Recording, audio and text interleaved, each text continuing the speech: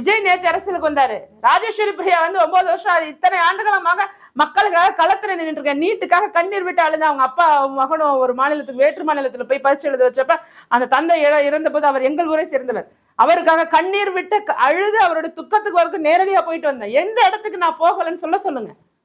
எங்க என்னால இயன்ற அளவுக்கு மக்கள் பணியில களத்துல நின்று போராடிட்டு இருக்கவதான் ராஜேஸ்வரி பிரியா. இதுல வந்து இவருக்காக நான் போறேன், அவருக்காக நான் மக்களுக்காக போவேன். என் மக்கள், அது எந்த கட்சியாக இருந்தாலும் யாராக இருந்தாலும் என் மக்களுக்காக நான் அந்த இடத்துக்கு போவேன். தாயுள்ளத்தோட தான் இருப்பேன். அந்த இடத்துல இருக்கக்கூடிய விஷயத்த நான் உண்மையை தான் சொல்லுவேன். இதுல எந்த அரசியல் காழ்ப்புணர்ச்சியும் கிடையாது.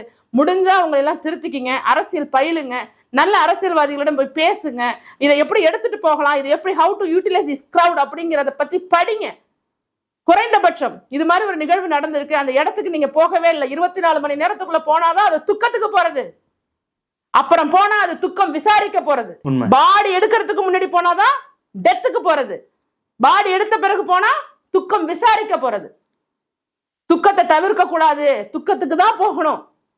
உங்களால ஒரு நிகழ்வு நடந்திருக்குன்னா அந்த இடத்துல திருச்சியில தங்கியிருக்கலாம், தங்கிட்டு ஒரு பிரஸ் மீட் சந்திச்சிருக்கலாம். எப்படி அந்த இடத்த விட்டு வர மனசு வரும் சொல்லுங்க? எதிர்கட்சி தலைவராகட்டும் அண்ணாமலையாட்டும் அவங்களாம் உடஞ்சு போயிட்டாரு, அவெல்லாம் மீண்டு வரணும் அப்படின்லாம் சொல்லிட்டு இருக்காங்க. உடஞ்சு போயிட்டாரு அப்படின்னு சொல்றாங்க. இல்லைங்க, உண்மைதாங்க. ஒருத்தரோட மனநிலையும் ஒவ்வொரு மாதிரி இருக்கும் அப்படிங்கறத நானும் ஏத்துக்கிறேன். ஆனாலும் அந்த பாதிக்கப்பட்ட குடும்பங்களில் இருந்து வரக்கூடிய குரலாக நான் சொல்றேங்க, அந்த குரலாக நான் சொல்றேன். நீங்க களத்துக்கு போக வேண்டாம், சரிங்க, உடஞ்சே போகட்டும். அந்த உடஞ்சு போனது ஒரு வீடியோ எடுத்து அப்லோட் பண்ணக்கூடாதா?